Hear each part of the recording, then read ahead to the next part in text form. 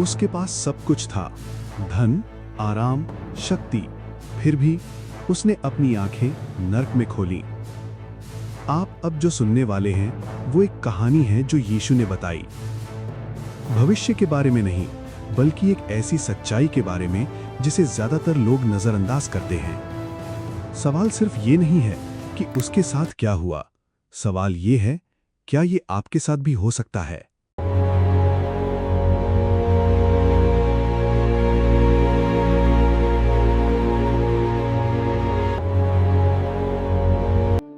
एक आदमी था, एक ऐसा आदमी जिसके पास सब कुछ था।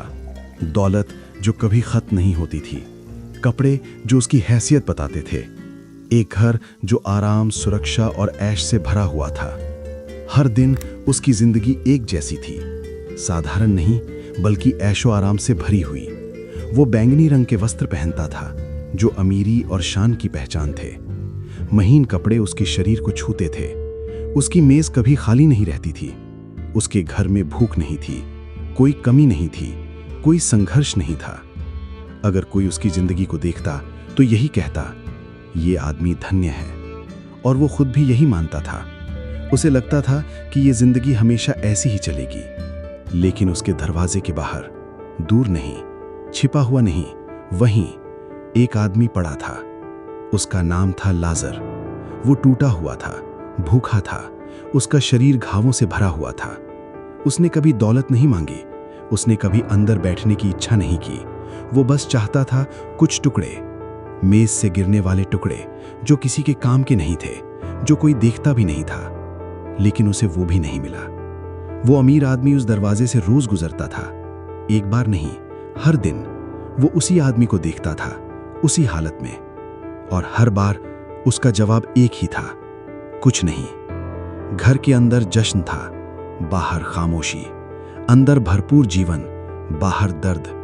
उनके बीच दूरी बहुत कम थी, लेकिन उनके जीवन के बीच का फर्क असीमित था। समय बीतता गया। अमीर आदमी अपनी जिंदगी में मग्न रहा, लाजर वहीं पड़ा रहा, दिन ब दिन कमजोर होता हुआ। यहां तक कि कुत्ते भी आते और उसके घावों को चाटते। कोई नहीं रुका, कोई नहीं झुका, कोई मदद नहीं करता। फिर एक दिन सब कुछ खत्म हो गया। लाजर मर गया। कोई भीड़ नहीं थी, कोई अंतिम संस्कार नहीं, लेकिन स्वर्ग ने उसे देखा और स्वर्गदूत उसे उठाकर ले गए, शांति में, आराम में, इब्राहिम की गोद में। और अमीर आदमी, वो भी मर गया, उसी तरह अचानक। उसकी दौलत उसे बचा नहीं सकी, उसकी ताकत उसे रोक नहीं सकी। उसे दफना दिया गया और जो कुछ उसका था वो यहीं रह गया। फिर उसने अपनी आंखें खोली, लेकिन जहां उसने सोचा था वहां नहीं। उसने अपनी आंखें नर्क में खोली, एक ऐसी जगह जहां यातना थी, जहां सच्चाई से बचने का कोई रास्ता नहीं था। पहली बार उसे जरूरत महसूस हुई। उसने ऊपर देखा और बहुत दूर उसने इब्राहिम को देखा और उसके साथ लाजर, वही आदमी जिसे उसने अनदेखा किया था, अब शांति में था। और उसी पल उसे सब समझ में आ गया। वो चिल्लाया, पिता इब्राहिम, मुझ पर दया करो। लाजर को भेज दो, बस उसकी उंगली को पानी में डुबोकर मेरी जीभ को ठंडा कर दे, क्योंकि मैं इस आग में पीड़ा सह रहा हूं। जिसने कभी किसी की पीड़ा नहीं देखी, वो अब एक बूंद पानी के लिए तरस रहा था। इब्राहिम ने जवाब दिया, बेटा, याद कर, अपनी जिंदगी को याद कर। जो कुछ तूने पाया, तूने अपने जीवन में अच्छा पाया। और लाजर ने दुख सहा, लेकिन अब सब कुछ बदल गया है। वो आराम में है और तू यातना में है। और इसके अलावा हमारे और तुम्हारे बीच एक बड़ी खाई है। कोई यहां से वहां नहीं जा सकता और कोई वहां से यहां नहीं आ सकता। सब कुछ खत्म हो चुका था, कोई रास्ता नहीं था, कोई वापसी नहीं थी। फिर उसने कहा, तो मेरे परिवार के पास भेज दो। मेरे 5 भाई हैं, उन्हें चेतावनी दे दो ताकि वो यहां ना आए।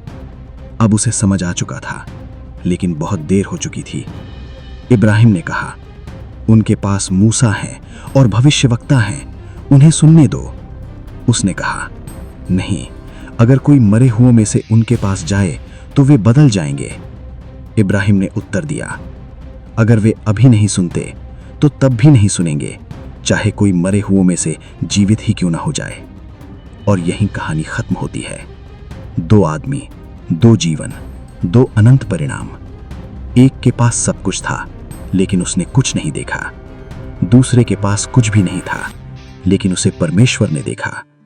और उनके बीच एक खाई, जो मृत्यु के बाद नहीं बनी, बल्कि जीवन में ही बन चुकी थी। कहानी खत्म हो गई है, लेकिन सच्चाई नहीं। एक दिन सब कुछ स्पष्ट होगा, और उस दिन कोई भी उस खाई को पार नहीं कर सकेगा। यीशु पर विश्वास करो, उनके वचनों पर चलो, धर्मी जीवन चुनो। आज का निर्णय अनंत को तय करता है।